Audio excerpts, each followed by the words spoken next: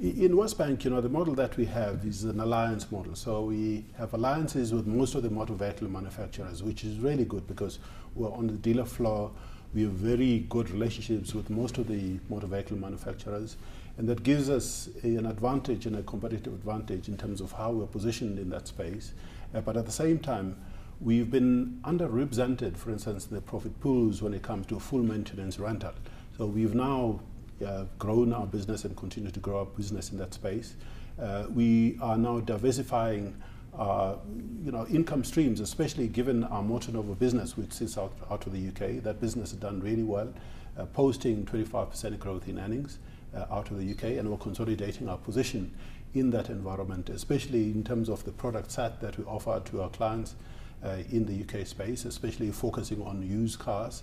But at the same time, there are other areas such as growing non-interest revenue, with insurance as an example, which is becoming even more important in the context of WesBank. In F&B, the strategies are in place and they're being executed. And it is all about driving innovations. It's about making sure that we're leveraging off the innovations platform and the IT platform that we have in that space to drive digital platforms, as well as the migration of customers to more affordable electronic channels. And at the same time, continuing to cross-sell and upsell to our customers so that we're making it easier for our customers to deal with us as a bank. And in RMB, it's sort of the question of focusing on client activities and making sure that our investment banking activities are really the one where we're focusing on customers, especially the large corporates, while at the same time, we're still underrepresented when it comes to corporate banking. So we're busy investing in growing our corporate banking business there. All right, and in terms of Ashburton, I mean, that purchase was one that I think the market sort of welcomed as well. Do you feel like that sort of sentiment has sort of remained, and has it really reaped what you would have hoped?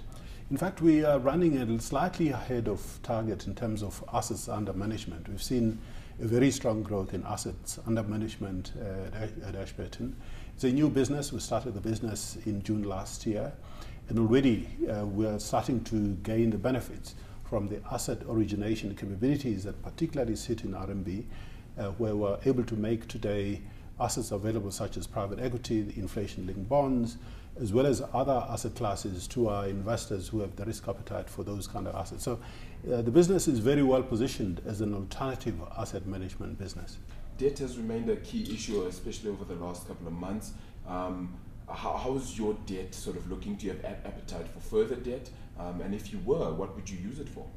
Well, we always look at how we diversify our funding base. And it is always important, especially in the context of changing regulatory environments, that we continue to lengthen our funding profile, that we tap into the capital markets, especially given our growth trajectory, both domestically as well as in some of the markets that we have. So we'll continue to be quite active in the capital markets. And in Africa, are you looking to diversify and go a lot more into Africa, shall we say? Yes, we've set aside 10 billion rand for continuing to grow our operations in the rest of Africa. And right now, there's a huge amount of focus in scaling up some of our smaller operations in countries such as Mozambique, Zambia, Tanzania, Nigeria. We should be in Ghana hopefully early next year. We've now got a provisional banking license there, as well as growing our India business, which is really important for us.